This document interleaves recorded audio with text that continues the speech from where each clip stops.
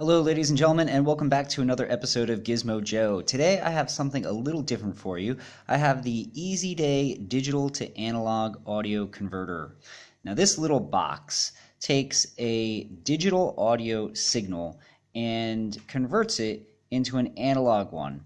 Just a little background on this box. Basically, I have an Xbox One, and I wanted to be able to use a spare set of Logitech computer speakers, which have a 3.5 mil audio jack, so an analog audio jack. Now, anybody who's familiar with the Xbox One knows that that particular console only has a optical output, which kind of looks like that little guy. So unfortunately, you can't plug a 3.5 mil cable into the back of the Xbox One. So you need something like this.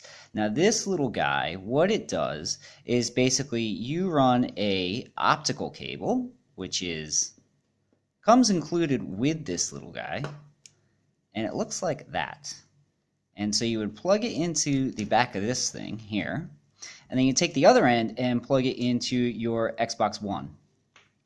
Then you would use this, which is a barrel plug to standard USB. Plug that in there for power. Now what I do is I take this and plug it straight into the back of one of the spare USB ports on my Xbox One. So when my Xbox One is on, it actually powers this little box. Then what I do is stick the 3.5 mil jack of my Logitech speakers into this guy. So essentially what it does is it takes all of the audio signal from the Xbox One, converts it, and pumps it out through my old school speakers. So obviously I use it for my Xbox, as I mentioned, but you can use it for virtually anything. So if you have a relatively new piece of audio equipment or home theater sort of setup, and it only takes that optical out, then you can grab yourself one of these little converters and you can use an older but still quite good pair of speakers. And that's exactly what I do. So this guy, again, it does not come with the 3.5 mil cable, but this is just for demonstration purposes. This is what they look like, and that would just go straight into there. Now obviously you can use an RCA setup, so if you have audio speakers that you would use with your hi-fi equipment or something like that, you can use that as well.